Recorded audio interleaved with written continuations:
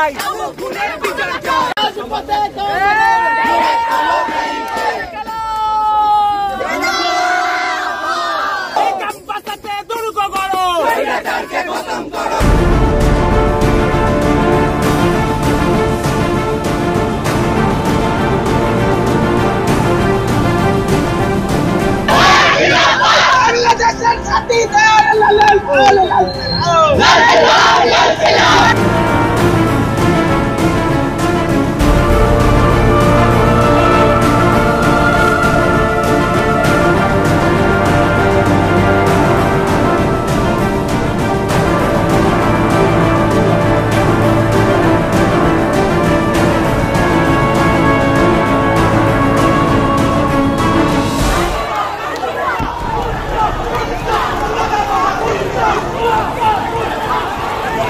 কিন্তু অন্যায় আজকে এইখানেও হিন্দু মুসলমান এই সমস্ত বলে দুটোকে ছেড়ে করে দিচ্ছে।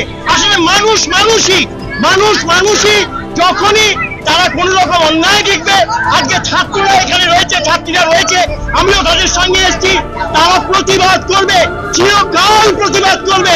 এই প্রতিবাদ কোনো গ্রেপ্তার বা এই সমস্ত দিকে বন্ধ করা যাবে না। বাংলাদেশের বন্ধু আছে প্রবাসী, আমরা সবাই একসাথে সবাই মিলে রাস্তায় নেমেছি এবং কেউ বাড়িতে যোগাযোগ করতে পারছে না। তারা তাদের মা বাবা ভাই বোনের সঙ্গে কালকের থেকে ইন্টারনেট মাধ্যম বন্ধ করে দিয়েছে, সবাই কান্নাকাটিতে ভেঙে পড়েছে। দেশের পরিস্থিতি ঠিক নয় এবং আমরা ভারতবর্ষে থেকে আমাদেরও মনোবল ঠিক নেই, কারণ বাংলা বলতে আজও আমরা এক শব্দে বুঝি, বাংলা বলতে আজও আমরা মায়ের কলি খুঁজি। তো বাংলাদেশ ভারতবর্ষ আলাদা করে কাঁটাতার বিছিয়ে দিলেও আমরা বাংলা বলতে আজও একই বুঝি এবং বাংলাদেশের জন্য আমরা খুবই আহত হয়েছি। আমাদের মনোবল ভেঙেছে, আমরা রাস্তায় নেমেছি, আমরা তাদের পাশে আছি, আমরা একসাথে লড়তে চাই।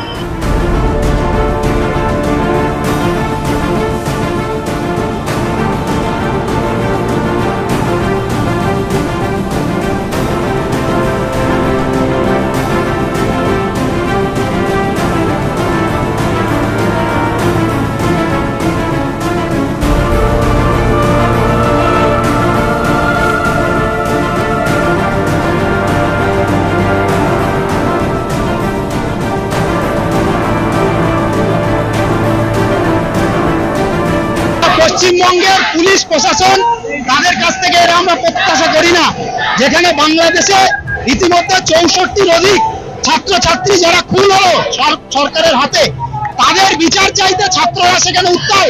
প্রতিদিন ছাত্র খুন হচ্ছে, শহীদ হচ্ছে, তাদেরকে টিয়ার গ্যাস বন্দুক দিয়ে আটকানোর চেষ্টা হচ্ছে। আর আজকে যখন ভারতবর্ষে পশ্চিমবঙ্গে কলকাতা শহর, যে কলকাতা শহরে আমরা আন্দোলনের রাস্তা জানি, আন্দোলনের নগর জানি, সেখানে ছাত্ররা যখন শান্তিপূর্ণ ভাবে ওই বাংলাদেশ হাই কমিশন অফিসের দিকে যাচ্ছে, তখন আমরা দেখলাম অদ্ভুত ভাবে এখানের শাসক বাংলাদেশের আওয়ামী লীগের সরকারের যে পুলিশ, সেই পুলিশের একই চরিত্র ধারণ করে তারা আজকে আমাদেরকে আটকাচ্ছে। আমাদের সহকর্মী ছাত্র বন্ধুদেরকে তারা টেনে হিচড়ে গ্রেফতার করছে। এটা আমরা প্রত্যাশা করি না, এটা অত্যন্ত নক্কারজনক, ধিক্কারজনক ঘটনা। হাসিনা সরকার, মমতা সরকার, যোগী সরকার, বিজেপির টোটাল কেন্দ্রীয় সরকার, এরা প্রত্যেকেই কিন্তু ফ্যাসিস্ট।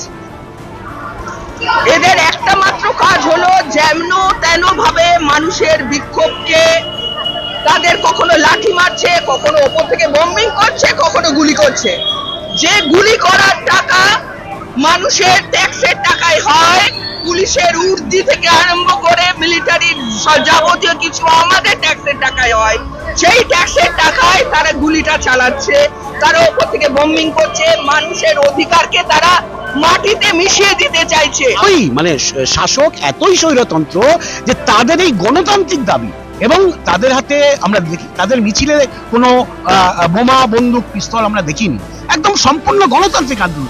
সেই গণতান্ত্রিক আন্দোলন, সাধারণ মানুষের সেই গণতান্ত্রিক আন্দোলনে সরকারের চেতনা নেই, সরকারের যে বিবেক নেই যে তাদের সঙ্গে মানে বসে আলোচনার একটা টেবিলে নিয়ে আসা, তাকে 100 জন শহীদ করে তারপরে সেই পরিস্থিতির দিকে যাচ্ছে।